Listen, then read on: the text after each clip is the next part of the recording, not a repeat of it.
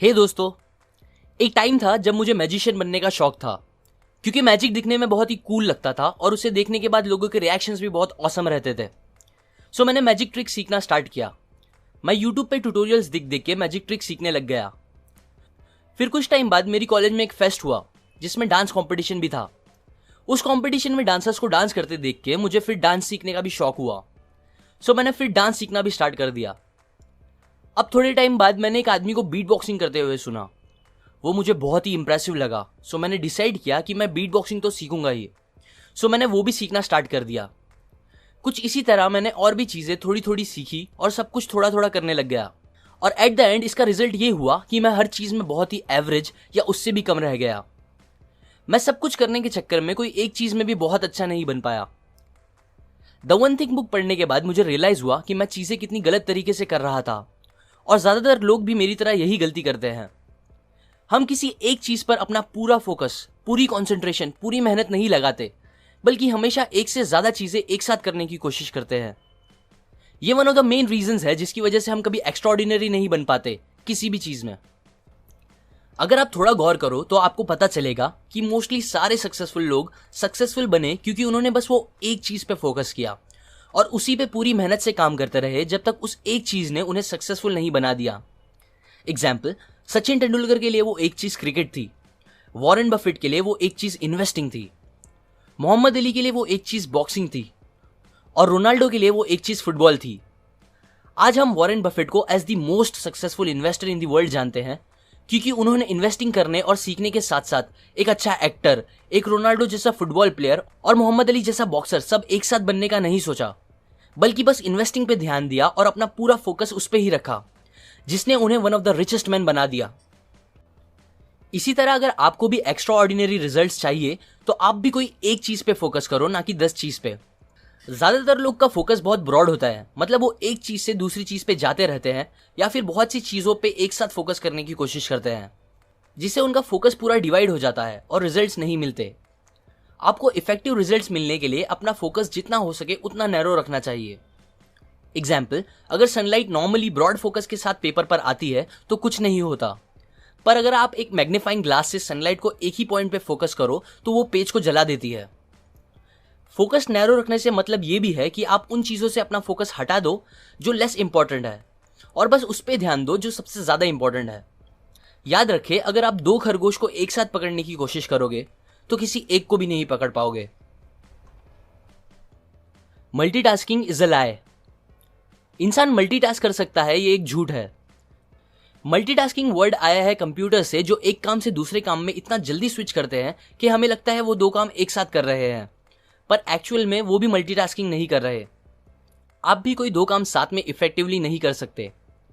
अब अगर आप बोलो कि मैं चलते चलते कॉल पे बात करता हूं और दोनों अच्छे से ही करता हूं तो मैंने मल्टीटास्किंग ही तो की, पर ऐसा नहीं है, क्योंकि जब आप 2 काम करने लगते हो तो आपका ब्रेन 2 में से एक काम को आपके फोरग्राउंड पे रखता है जिसपे आपका कॉन्सेंट्रेशन होता है और दूसरे काम को वो बैकग्राउंड में डाल देता है जिसपे आपका फोकस नहीं रहता। एग्जाम्पल, मान लो अगर आप कॉल पे बात करते हुए एक गार्डन में चल रहे हो तो मोस्टली आपका फोकस कॉल की बातों पे रहेगा और वो टास्क आपके फोरग्राउंड में चल रहा होगा। बट अगर फिर आपको एक रोड क्रॉस करना है जिसपे तेज गाड़ियां चल रही है तो आप श्योरली कॉल की बातों से अपना फोकस हटा के रोड पे ध्यान दोगे, अगर आपको आपकी जान प्यारी हो तो। Will power is limited.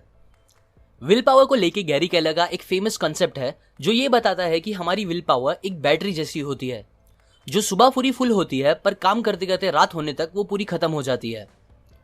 हम सबके साथ ऐसा बहुत बार होता है जब हम एक अच्छा सा प्लान बनाते हैं कि मैं कल ये काम सोने से पहले कैसे भी खत्म ही करूंगा। जैसे कि फॉर एग्जाम्पल, मैं कल से सुबह जल्दी उठूंगा, फिर मेडिटेशन करूंगा, फिर एक्सरसाइज करूंगा, फिर दूसरे इंपॉर्टेंट काम करूंगा, फिर शाम में गिटार सीखूंगा और फाइनली रात में अपने बिजनेस आइडिया पे काम करूंगा। पर नेक्स्ट डे रात होने तक ये सारे काम कभी पूरे नहीं हो पाते, क्योंकि मोस्टली जब हम स्टार्ट करते हैं तो एक बार स्टार्टिंग के काम अच्छे से कर भी लेते हैं क्योंकि तब हमारी विल पावर फुल होती है, पर शाम होते होते हम काम नहीं कर पाते अच्छे से क्योंकि तब हमारी विल पावर खत्म होने लगती है और फिर अगर हम जबरदस्ती काम करते भी हैं तो वो अच्छे से नहीं हो पाता। इसीलिए आपको आपके सबसे इंपॉर्टेंट काम को और सबसे हार्ड काम को सुबह ही खत्म कर देना चाहिए और उसे रात के लिए कभी नहीं बचाना चाहिए अगर इफेक्टिव रिजल्ट चाहिए तो। अब ये क्वेश्चन आ सकता है कि आपके लिए सबसे इंपॉर्टेंट काम जो आपको सुबह सबसे पहले खत्म करना चाहिए वो क्या होगा। इसके आंसर के लिए आपको अपने आप से 2 क्वेश्चंस पूछने पड़ेंगे। ये 2 क्वेश्चंस आपकी सक्सेस के लिए बहुत ही ज्यादा इंपॉर्टेंट है, जिसे आपको अपने आप से पूछते रहना चाहिए। पहला, what is your one thing? वो कौन सी एक चीज है जो आपको करनी है और वो आप हमेशा करोगे। दूसरी, वो कौन सी एक चीज है जो आप अभी करोगे तो बाकी चीजें आसान या अननेसेसरी हो जाएगी। वो एक चीज जो आपको आपके गोल्स को पूरा करने में मदद करेगी। इस क्वेश्चन को अच्छे से ध्यान में रख लो। ये क्वेश्चन के बेस पे द वन थिंग बुक पूरी लिखी गई है।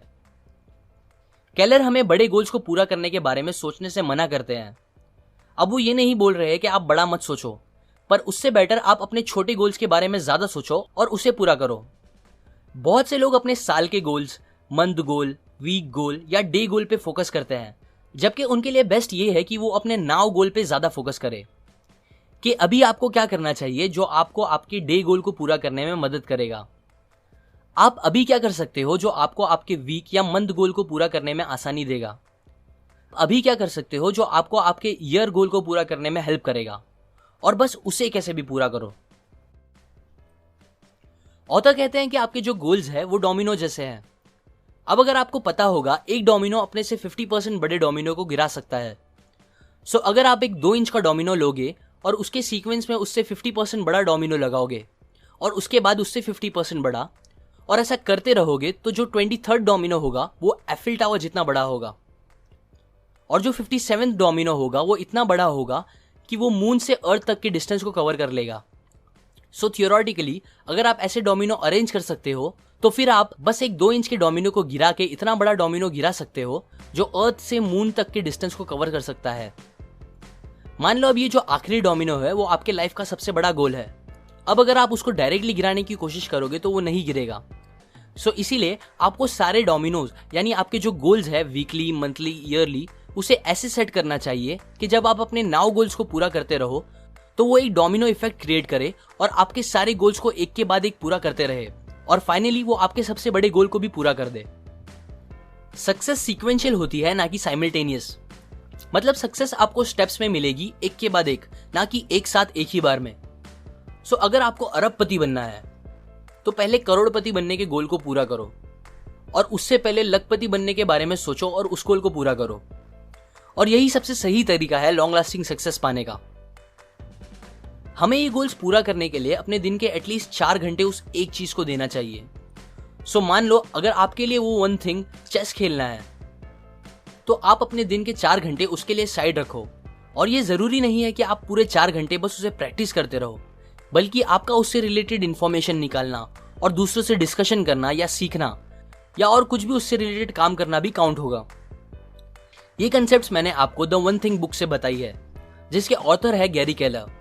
वो को फाउंडर है कैरी विलियम्स रियलिटी कंपनी के, जो वर्ल्ड की number 1 residential real estate company है।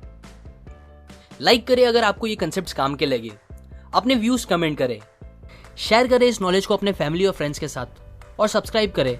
मैं और ऐसे लेसन्स आपके साथ शेयर करूंगा। Finally, thanks for watching.